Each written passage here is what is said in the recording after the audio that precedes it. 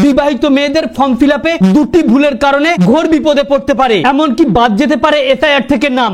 যদি আপনি আপনার মা, স্ত্রী, ঠাকুমাদের বাঁচাতে চেয়ে থাকেন এই ভুল থেকে, যদি না চেয়ে থাকেন যে আপনার মা, ঠাকুমা, স্ত্রী তাদের নাম বাদ যাক এসআইআর থেকে, তাহলে আজকের আপডেটটি সম্পূর্ণ আপনারই জন্য।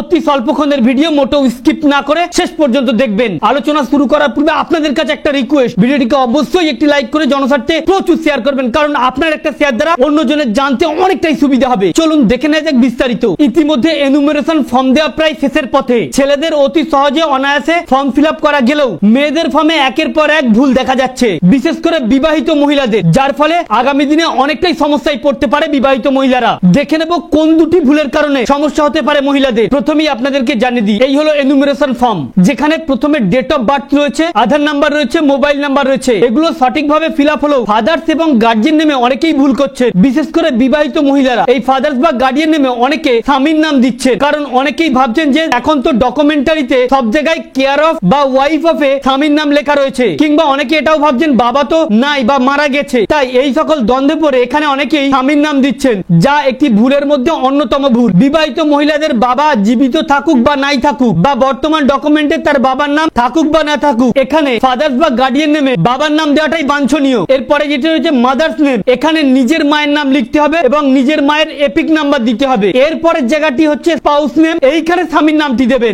দ্বিতীয় ক্ষেত্রে অনেকে যে ভুলটি করছেন, বিয়ে হয়ে গিয়েছে, পদবি পরিবর্তন হয়ে গিয়েছে, ঠিকানা পরিবর্তন হয়ে গিয়েছে। ধরে নিন কারো মাধ্যমিক সার্টিফিকেটে রয়েছে গীতা বিশ্বাস, আর বিয়ের পরে সেটি হয়ে গেছে গীতা দাস। অনেকেই যেটা করছে প্রেজেন্ট ডকুমেন্টের ক্ষেত্রে সেখানে এই বিয়ের আগের নামটি দিচ্ছে, যা ভুলের মধ্যে আরো একটি ভুল। এই জায়গাটিতে বর্তমানে যে ডিটেলস রয়েছে সেটিকে ফিল আপ করবেন। দ্বিতীয় ক্ষেত্রে যদি 2002 সালে ভোটার লিস্টে নাম থেকে থাকে, সেক্ষেত্রে 2002 সালে যেভাবে নাম লেখা ছিল সেইভাবে ফিল আপ করবেন। আর যদি আপনার 2002 এর ভোটার লিস্টে নাম না থেকে থাকে, তাহলে আপনার বাবার 2002 সালের ভোটার লিস্টে যেভাবে ছিল ঠিক একইভাবে এইখানটিতে ফিল আপ, এইখানটিতে লিখবেন এবং এপিক নাম্বার লিখবেন। মনে রাখবেন, এই এনুমারেশন ফর্মে যদি ভুল ইনফরমেশন আপনি দিয়ে থাকেন, তাহলে আপনার ফর্মটি রিজেক্ট হতে পারে, বা এসআইআর যে খসড়া তালিকা প্রকাশিত হবে সেখানে আপনার নাম নাও থাকতে পারে। তাই ফর্মটি ফিল আপ করার পূর্বে খুব ভেবে চিন্তে একজন দক্ষ ব্যক্তিকে দিয়ে ফিল আপ করাবেন, যাতে আগামী দিনে আপনার সমস্যা না হয়। আমাদের উদ্দেশ্য ছিল এই আপডেটটি আপনাদের সামনে উপস্থাপন করা, যাতে আপনাদের জানতে সুবিধা হয়ে থাকে। ভালো লেগে থাকলে ভিডিওটিকে অবশ্যই একটি লাইক করে শেয়ার করবেন। Thank you friends, thank you for watching.